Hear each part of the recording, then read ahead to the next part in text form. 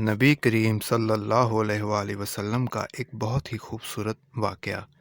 ایک دفعہ ایک بچہ آپ صلی اللہ علیہ وآلہ وسلم کے پاس تشریف لایا اور عرض کرنے لگا، یا رسول اللہ، میں آپ کو اپنے گھر دعوت پہ بلانا چاہتا ہوں، کیا آپ میرے گھر دعوت پہ تشریف لائیں گے؟ آپ صلی اللہ علیہ وآلہ وسلم نے فرمایا، میں ضرور آؤں گا۔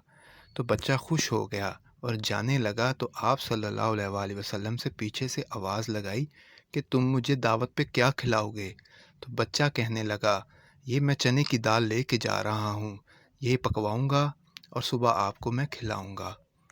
تو پھر آپ صلی اللہ علیہ وآلہ وسلم نے پوچھا، میں اپنے ساتھ ایک اور دوست بھی لے آؤں؟ تو اس بچے نے کہا، بالکل، کیوں نہیں، آپ اس کو بھی لے آئیں۔ تو اگلے دن آپ صلی اللہ علیہ وآلہ وسلم اس بچے کے گھر تشریف لے گئے۔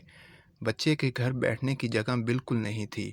بچہ اندر گیا، اندر سے چٹائی اٹھائی اور باہر گلی میں بچھا کر دی اور کہنے لگا، یا رسول اللہ صلی اللہ علیہ وآلہ وسلم، اندر میری ماں ہے اور آپ تو عورتوں سے ویسے بھی پردہ کرتے ہیں، تو اس لیے اگر آپ برا نہ مانیں تو آپ یہیں بیٹھ جائیں گے؟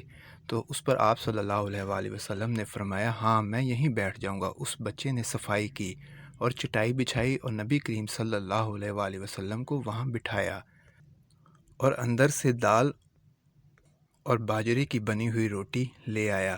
تو آپ صلی اللہ علیہ وآلہ وسلم کے پیٹ میں پہلے بھی کافی تکلیف تھی، پھر بھی آپ صلی اللہ علیہ وآلہ وسلم نے 1.5 روٹی نوش فرما لی۔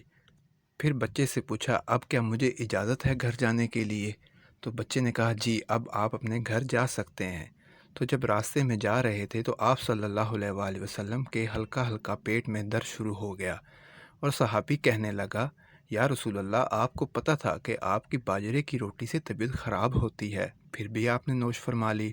اس پر آپ صلی اللہ علیہ وآلہ وسلم نے فرمایا، وہ بچہ یتیم تھا، وہ مجھے کتنے خلوص سے اپنے گھر لے کے گیا ہے، اس نے مجھے کھانا کھلایا ہے، میں اس سے خوش ہوں، میرا رب بھی اس سے خوش ہے۔ سبحان اللہ۔ مزید احادیث واقعات سننے کے لیے ہمارے چینل کو سبسکرائب کریں اور بیل آئیکن کا بٹن